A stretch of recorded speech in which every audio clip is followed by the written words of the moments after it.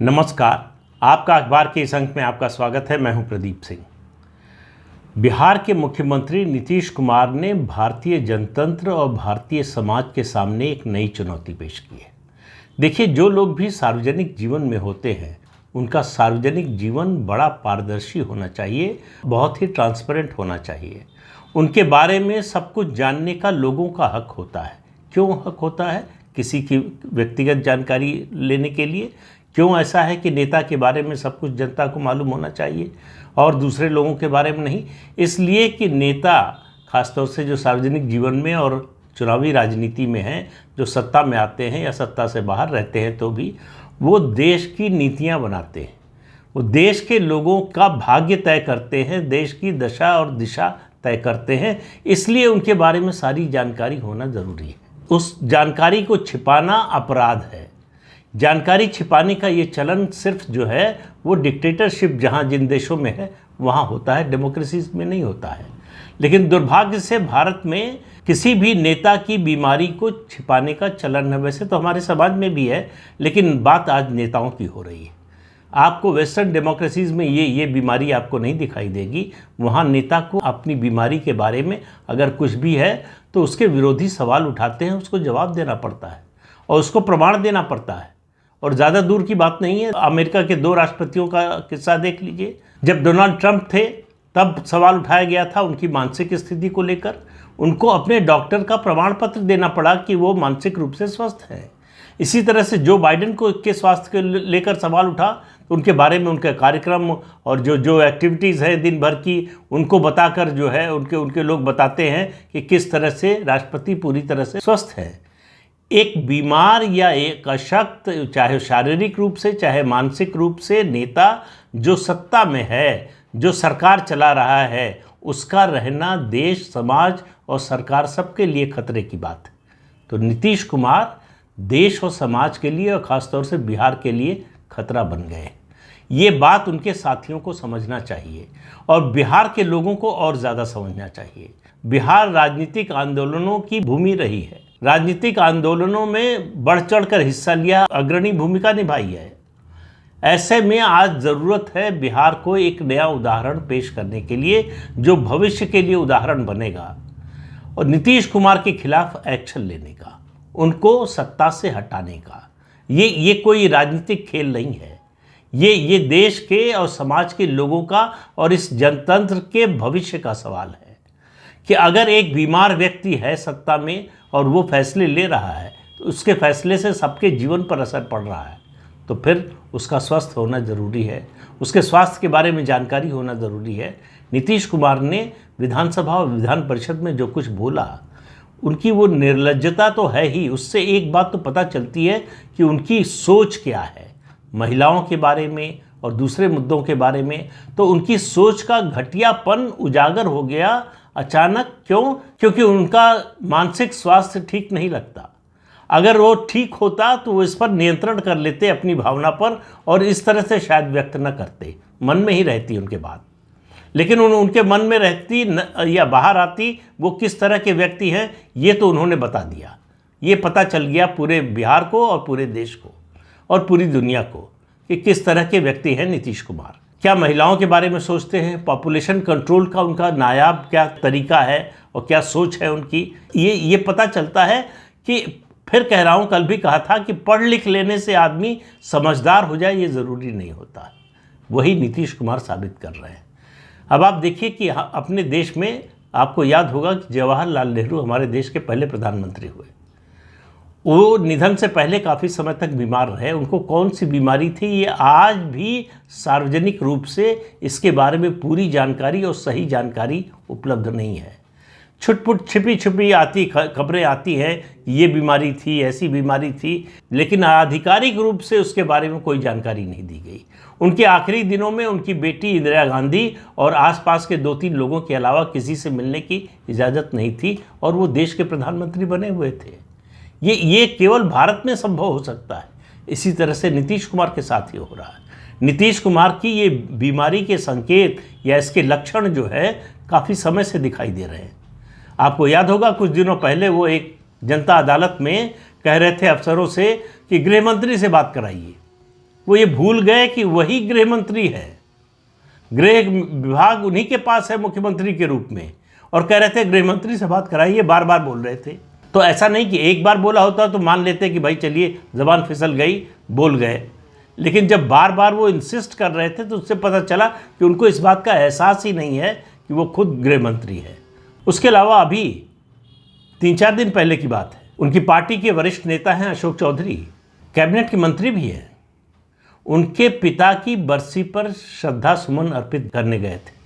नीतीश कुमार वहाँ पहुँचे, श्रद्धा सुमन अर्पित करने के लिए जो पुष्प रखे हुए थे, गुलाब की पंखुड़ियाँ रखी हुई थी, उनकी मूर्ति, उनकी फ़ोटो पर चढ़ाने की बजाय, उस पर डालने की बजाय अशोक चौधरी के सर पर डाल दिया उन्होंने, और लगभग आधे पौन मिनट तक ये काम करते रहे। इसका मतलब उनको एहसास नहीं था कि वो कर क्या रहे हैं, उनको इस बात का एहसास नहीं था कि वो जो कर रहे हैं वो गलत है। ये है उनकी मानसिक स्थिति। और जो कुछ विधानसभा में किया, और मैं कह रहा हूँ कि जो विधानसभा में बोला वो तो निर्लज्जता और शर्मनाक है ही। दूसरे दिन जब विरोध शुरू हुआ, उसके बाद जिस तरह से वो बोल रहे थे कि आप मेरी निंदा करते हैं तो मैं आपका अभिनंदन करता हूँ, ये बताता है कि वो आदमी अपने मानसिक स्वास्थ्य की अच्छी स्थिति में नहीं है। और बीमार हो कोई तो उसका इलाज किया जाता है, बीमारी छिपाई नहीं जाती है। नीतीश कुमार के साथ यही हो रहा है। ये ज़रूरत है, ये एक चुनौती के रूप में पूरे देश के सामने है, देश के जनतंत्र के भविष्य के लिए, समाज के लिए, लोगों के लिए, कि अगर मैं किसी एक व्यक्ति की बात नहीं कर रहा हूँ, मैं नीतीश कुमार के खिलाफ व्यक्तिगत रूप से कुछ नहीं कह रहा हूँ, मैं प्रवृत्ति की बात कर रहा हूँ कि अगर ये प्रवृत्ति बढ़ती रही, नेताओं की बीमारी को इस तरह से छिपाया जाता रहा और उनको संवैधानिक पदों पर बने रहने दिया गया, तो उससे देश को, समाज को, जनतंत्र को कितना बड़ा खतरा हो सकता है। तो नीतीश कुमार बिहार के लिए और बिहार के लोगों के लिए और इस देश के जनतंत्र के लिए खतरा बन गए हैं। बिहार के लोगों को चाहिए कि एक उदाहरण प्रस्तुत करें नीतीश कुमार को संवैधानिक पद से हटाकर, कि अगर कोई देखिए बीमारी किसी को हो सकती है, ये कहीं नहीं लिखा है, न संविधान में लिखा है, न ऊपर वाले ने लिखा है कि फलां को ही बीमारी होगी और उसको नहीं होगी। किसी को भी हो सकती है, कभी भी हो सकती है।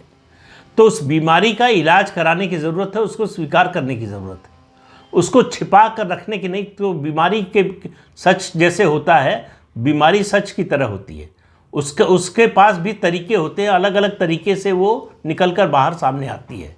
वही नीतीश कुमार के साथ हो रहा है।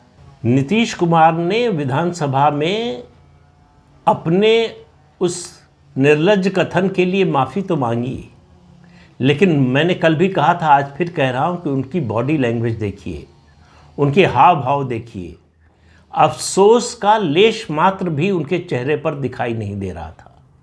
उनके चेहरे पर जो भाव था वो ये कि अगर आप लोग हल्ला मचा रहे हैं तो चलिए माफ़ी मांग लेते हैं, बात को ख़त्म कीजिए। ये बात ऐसे ख़त्म नहीं होनी चाहिए। ये बात इस बात की परीक्षा है कि बिहार की राजनीति में, राजनेताओं में कितना साहस है, बदलाव लाने का कितना नैतिक बल है। क्या वो पूरे देश के सामने एक उदाहरण पेश कर सकते हैं? ये एक चुनौती की घड़ी है पूरे बिहार की राजनीति के लिए और देश भर की राजनीति के लिए है। देश के बाकी राज्यों के नेताओं को भी, किसी भी पार्टी की हों, ये मामला किसी एक पार्टी का नहीं है। ये फिर कह रहा हूँ, मामला प्रवृत्ति का है और ये ऐसी प्रवृत्ति है जिससे सबको नुकसान होने वाला है। कोई एक भी मुझे बता दे ऐसा कि इसको, इस बीमारी को छुपाने से या इस तरह के व्यवहार को का समर्थन करने से, बचाव करने से किसका फ़ायदा होने वाला है? नीतीश कुमार का भी नहीं होने वाला है। और अगर बीमार की बीमारी आप छिपाते हैं इलाज करने की बजाय, तो सबसे ज़्यादा नुकसान तो बीमार का ही करते हैं। ये मामला महिला अधिकारों का भी है। बिहार की महिलाओं को और पूरे देश की महिलाओं को इस मामले पर एकजुट होना चाहिए। किसी भी पार्टी से जुड़े हों, किसी भी संगठन से जुड़े हों, ये मांग होनी चाहिए कि ऐसा व्यक्ति किसी भी पार्टी में हो, किसी भी संगठन में हो, उसको कोई जिम्मेदारी का पद या कोई संवैधानिक पद नहीं मिलना चाहिए। भविष्य के लिए एक नज़ीर पेश कीजिए, भविष्य के लिए एक उदाहरण पेश कीजिए कि ऐसा आगे कभी होने ना पाए, कोई पार्टी ऐसा करने ना पाए, कोई नेता इस हालत में पद पर बने न रहने पाए। तो नीतीश कुमार का पद पर बने रहना पूरे भारतीय जनतंत्र को शर्मसार करने वाला है। ये दुनिया 24 घंटे के संचार की दुनिया है। कुछ सेकंड या कुछ मिनट लगते हैं कोई भी खबर दुनिया के एक कोने से दूसरे कोने में पहुंचने की। नीतीश कुमार का ये वीडियो वायरल हो रहा है। नीतीश कुमार के बारे में ये खबरें पूरी दुनिया में फैल रही हैं। पूरी दुनिया में आप कल्पना कीजिए कि भारतीय जनतंत्र के बारे में लोगों की क्या राय बनेगी, कि किस तरह के लोग मुख्यमंत्री बनते हैं, किस तरह के लोग संवैधानिक पद पर होते हैं। और फिर कह रहा हूँ, कल भी कहा था, आगे भी कहता रहूँगा, उससे बड़ी, उससे ज़्यादा चिंता की बात है कि ऐसे लोगों की भरमार है जो नीतीश कुमार का समर्थन कर रहे हैं, बचाव कर रहे हैं। जो बचाव कर रहे हैं, मेरी नज़र में वो नीतीश कुमार से भी ज़्यादा बीमार है, क्योंकि कोई कारण नहीं है। नीतीश कुमार न तो पार्टी के लिए, न बिहार के लिए, न ही जनतंत्र के लिए, न देश के लिए अपरिहार्य नहीं है, इंडिस्पेंसिबल नहीं है। अगर होते तब भी नहीं करना चाहिए, और नहीं है फिर क्यों बचाव किया जा रहा है। नीतीश कुमार का बचाव करने से जो लोग बचाव कर रहे हैं उनको सोचना चाहिए क्या फ़ायदा मिल रहा है। दरअसल जो लोग बचाव कर रहे हैं वो महिलाओं का दूसरी बार अपमान कर रहे हैं, वो डेमोक्रेसी का अपमान कर रहे हैं, वो विधानसभा की उस पवित्रता का अपमान कर रहे हैं जिसकी शपथ लेकर वहां आते हैं, वहां बैठते हैं, कानून बनाते हैं प्रदेश के लिए, देश के लिए, लोगों के जीवन को प्रभावित करते हैं। ऐसी जगह पर नीतीश कुमार ने जो कुछ बोला है उसको किसी भी हालत में उसकी माफ़ी नहीं होनी चाहिए, उसको क्षमा नहीं करना चाहिए। अपराध किया है उन्होंने और अपराध की सज़ा मिलनी चाहिए। और अपराध की मिनिमम सज़ा ये है उनके लिए कि उनको सार्वजनिक जीवन से बाहर कर दिया जाए। कम से कम उनके खिलाफ निंदा प्रस्ताव तो आना ही चाहिए, जगह जगह से आना चाहिए, देश के हर कोने से आना चाहिए, पूरे बिहार से आना चाहिए, पूरे बिहार के हर जिले, गांव, कस्बे से आना चाहिए। ये एक अभियान बनना चाहिए। ये अभियान ऐसा होगा जिससे देश, समाज और जनतंत्र तीनों का फायदा होगा। इसमें किसी पार्टी का कोई घाटा नहीं है। बीमारी का इलाज कोई नुकसान का सौदा नहीं है, और ये मान लेने में कोई हर्ज नहीं है कि बीमारी है तो है। नीतीश कुमार मानसिक रूप से अस्वस्थ हैं, ये बात उनकी पार्टी को, उनकी सरकार में शामिल दलों को जल्दी से जल्दी स्वीकार कर लेना चाहिए। इसमें उनका भला है। लोगों को समझ में आएगा कि आपने गलती देखी, आपने कमजोरी देखी, कमी देखी, तो उसके खिलाफ एक्शन लिया। यानी आप गलती सुधारने को तैयार रहते हैं, आप गलती छिपाते नहीं हैं। लेकिन अभी तो जो दिखाई दे रहा है कि आप न केवल गलती छिपा रहे हैं बल्कि उस गलती को सही बताने की कोशिश कर रहे हैं। इससे ज़्यादा शर्मनाक बात क्या होगी। तो जो भी नीतीश कुमार का बचाव कर रहा है, समर्थन कर रहा है, उसके लिए सिर्फ और सिर्फ चुल्लू भर पानी ही समाधान है, इसके अलावा और कुछ नहीं है। तो इस अंक में इतना ही। अगले अंक में फिर मिलेंगे किसी नए मुद्दे के साथ। तब तक के लिए अनुमति दीजिए। आपसे अनुरोध है कि ये चैनल देखिए, शेयर कीजिए, लाइक कीजिए और सब्सक्राइब जरूर कीजिए। नमस्कार।